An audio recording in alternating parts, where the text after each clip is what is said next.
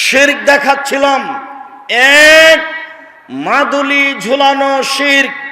দুই, স্বামী স্ত্রীর মধ্যে ভালোবাসা সৃষ্টি করা শিরক। তিন, ঝাড়ফুঁক করা শিরক। তবে কোরআন মাজিদের আয়াত পড়ে ঝাড়ফুঁক করা যায়, তবে হাদিসের দোয়া পড়ে ঝাড়ফুঁক করা যায়। শিরকি কথা দিয়ে ঝাড়ফুঁক করা যায় না। রাসূল সাল্লাল্লাহু আলাইহি সাল্লাম বললেন, মান তাআল্লাকা তামিমান ফাকাদ আশরাকা। কেউ যদি মাদুলি ঝুলায় তাহলে সে শিরক করলো। 10 জন লোক নবীর কাছে আসলো, 9 জনের সাথে বায়াত করলেন, একজনকে ছেড়ে দিলেন। ওরা 9 জন বলল যে তারাক্তা তিসাতান ও তারাক্তা বায়াতা তিসাতান ও তারাক্তা ওয়াহিদান। আল্লাহর নবী 9 জনের সাথে বায়াত করলেন, একজনকে ছেড়ে দিলেন। তখন আল্লাহ রাসূল বলছেন, ওর গলায় তাবিজ আছে, সেই জন্য বায়াত করলাম না।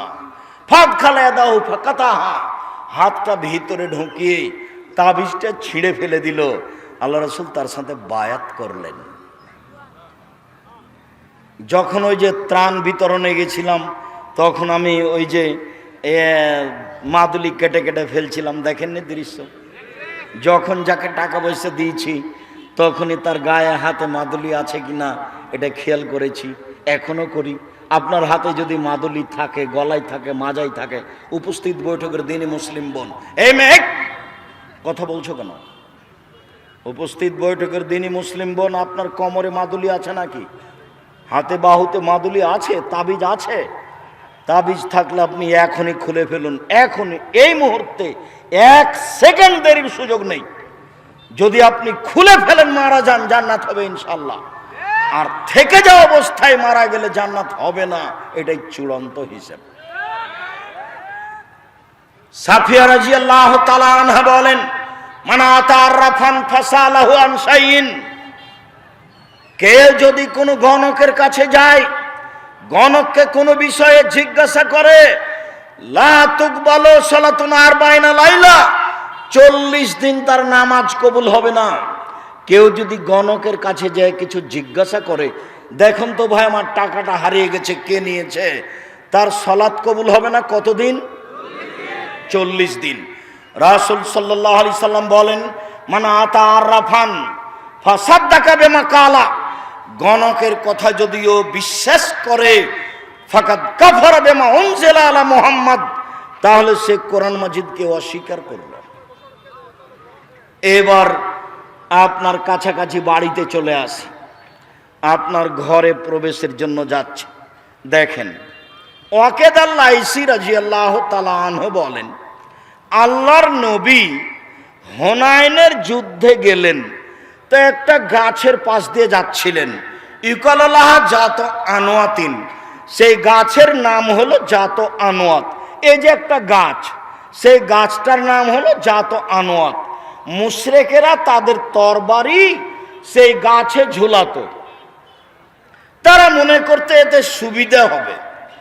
তখন সাহাবীগণ বললেন, আল্লাহর নবী, ইজাল্লানা জাত আনোয়াতিন কামালাহুম জাত আনোয়াত, আপনি আমাদের জন্য একটা এরকম গাছ করে দেন না, আমরা সেখানে তরবারি ঝুলাবো। এরা যেমন তরবারি ঝুলাচ্ছে আমরাও তেমন তরবারি ঝুলাবো। তখন আল্লাহ রাসূলের উত্তরটা শোনেন তো, আমার দিকে চেয়ে থাকবেন, এই ছেলে বসো, তুমি কোনো কাজ দেখাচ্ছ আমাকে? তুমি আমার চেয়ে বেশি ক্লান্ত? আপনার তো একটা ইতস্তবোধ থাকতে হবে, আমি তো ক্লান্ত, আমি তো আপনার বিরক্তির আগেই কথা শেষ করব। কাজেই দয়া করে আপনি আমাকে কোনো কাজ দেখাবেন না। বিনীত অনুরোধ, আপনি কাজ আমাকে দেখে পরিবেশ নষ্ট করবেন না। সাহাবীগণ বললেন, একটা গাছ আমাদের জন্য করে দেন, ওদের যেমন গাছ আছে। তখন আল্লাহ রাসূল প্রথমে বলছেন, সুবহানাল্লাহ, হায় হায় হায় হায়, এটা কি কোনো কথা হলো? সুবহানাল্লাহ, হাযা কালাকামে মুসা। আরে এটা তো মুসার সম্প্রদায় যা বলেছিল সেটাই হয়ে গেল। মুসা আলাইহিস সালামের সম্প্রদায় বলেছিল, ইজাল্লানা ইলাহান কামালাহুম আলাইহা, মুসা আপনি আমাদের একটা মাবুদ করে দেন যেমন ভাবে ইহুদি খ্রিস্টানদের অনেক মাবুদ আছে। ভারতে আছে সরস্বতী, ভগবতী, কালী, দুর্গা। সৌদি আরবে আছে লাত, মানাত, উজ্জা। আগে ছিল ইয়াউক, এগুস, নাসর। এইরকম ভাবে চিরদিন মানুষ মূর্তি পূজা করেছে। তা আপনি মুসা আলাইহিস সালাম, আপনি একজন নবী, আমাদের জন্য একটা মাবুদ করে দেন। ওদের জন্য যেমন মাবুদ আছে। ছি ছি ছি ছি ছি, তোমরা একটা গাছের দাবি করে মুসা আলাইহিস সালামের সম্প্রদায় যা করেছিল তাই করেছ। এটা কথা হলো? আমার কাছে একটা গাছের দাবি করলে কেন? গাছের দাবি কেন করলেন?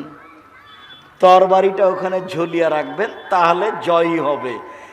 এইটুকু সুবিধে এই হাদিস দিয়ে কে বড় ক্ষতিগ্রস্ত বয়ে এদেশে যত সুবিধা নেওয়া আছে সবকে শিরক বলা আছে।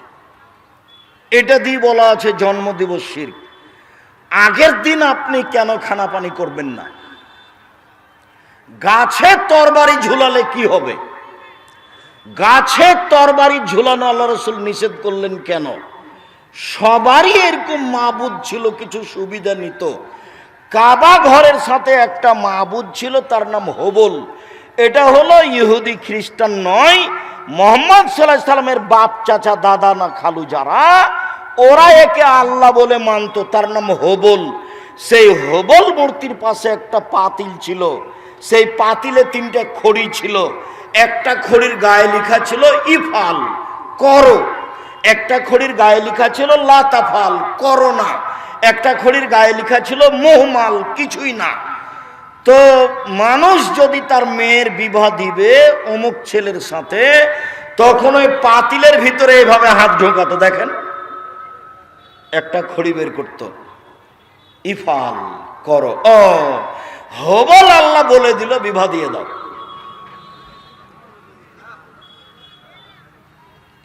লাতাফাল, করো না। হবল আল্লাহ বলে দিল বিবাহ দিতে হবে না। এই বিশ্বাসে চলে আসছিল।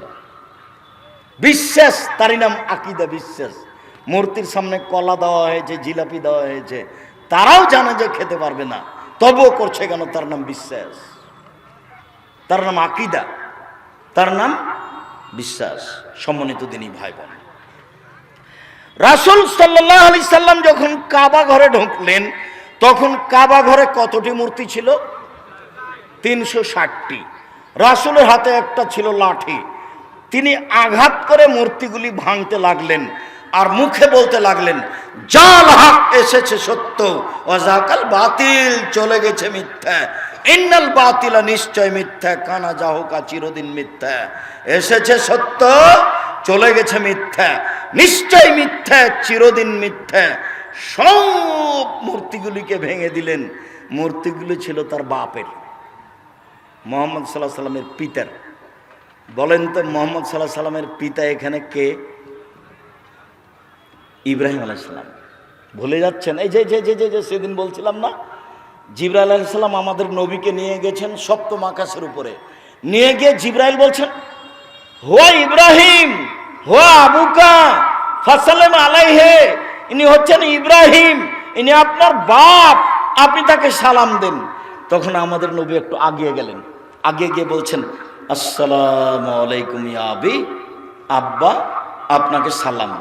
তখন ইব্রাহিম আলাইহিস সালাম বলছেন, ওয়ালাইকুম সালাম ইবনি সালেহ নবী সালেহ, ও আমার সৎ ছেলে, তোমাকেও সালাম। ও সৎ নবী, তোমাকেও সালাম। এটা কে বললেন? ইব্রাহিম আলাইহিস সালাম। আমাদের নবী কি বললেন? আব্বা আপনাকে সালাম। তো ইব্রাহিম আলাইহিস সালাম কি বললেন? ও আমার সন্তান, তোমাকেও সালাম। কাবা ঘরে কার মূর্তি ছিল? ইব্রাহিম আলাইহিস সালাম। ইসমাইল ইসহাকের সম্মান করা শিরক। সম্মানিত দিনী ভাই বোন, রাসূল সাল্লাল্লাহু আলাইহি সাল্লাম যে রোগে মারা গেছেন, শেষ অসুখ, সেই সময়ে তিনি বললেন, পৃথিবীর মানুষ সাবধান থেকো, লানাল্লাহুল ইয়াহুদা ওয়ান নাসারা ইত্তাখাযু কুবুর আনবিহিম মাসাজিদা। নিশ্চয় ইহুদি খ্রিস্টানের প্রতি অভিশাপ, নিশ্চয়ই ইহুদি খ্রিস্টানের প্রতি অভিশাপ। ওরা নবীদের কবরকে মসজিদ তৈরি করেছে, ওরা নবীদের কবরকে মসজিদ তৈরি করেছে। রাসূল সাল্লাল্লাহু আলাইহি সাল্লাম বললেন, লা তাজালু কাবরি ওয়াসানা, পৃথিবীর মানুষ আমার কবরটাকে ইবাদতের জায়গা করো না। পৃথিবীর মানুষ আমার কবরটাকে ইবাদতের জায়গা করো না। ইন্নাল্লাহ ইয়াগযিবু আলা কওমিন, নিশ্চয় আল্লাহ ওই জাতির উপরে রাগান্বিত হন যে জাতি কবরে মসজিদ তৈরি করে। মসজিদের সাথে কবরের কোনো সম্পর্ক নেই। আল্লাহ রাসূল বললেন, লা তুসাল্লু আলাইহি ওয়ালা ইলাইহি ওয়ালা বাইনাহুমা, কবরের উপরে সালাত আদায় করো না, কবরের দিকে সালাত আদায় করো না, কবরের পাশে সালাত আদায় করো না। মসজিদের ডানে কবর চলবে না, বামে চলবে না, সামনে চলবে না, পিছনে চলবে না, মসজিদের ভিতরে কবর চলবে না। এই মসজিদ সরাতে হবে, এ কথাই ঠিক। যারা এগুলো করে তারা শিরক করে। কবরস্থানে যাওয়া শিরক, কবরের কাছে কিছু চাওয়া শিরক, কবরকে মূল্যায়ন করা শিরক, পীরের কাছে কিছু চাওয়া শিরক, কবরে মানত মানা শিরক। এগুলো হচ্ছে বড় বড় শিরক। সম্মানিত দিনী ভাই বোন, বলছিলাম আমি আর আজকে বিদাতের আলোচনা করলাম না, তবে এতটুক মনে রাখতে বলছি আপনাকে, সেদিন যে ঈদের সালাতে গিয়ে যা করেছেন এগুলো সব বিদাত। রমজান মাসে যা করেছেন এগুলো সব বিদাত। একটা মানুষ মারা গেলে ওই মমর্ষ থেকে যা করছেন সবই বিদাত। একটু খেয়াল করেন তো, 1 মিনিট বলি। লোকটা মরে মরে জান যায় যায়, লোকটা মরে মরে জান যায় যায়, কি করতে হবে বলেন তো? লাক্কিনু মাউতাকুম লা ইলাহা ইল্লাল্লাহ। ওর পাশে সূরা ইয়াসিন পড়া বিদাত, কোরআন মাজিদ পড়া বিদাত।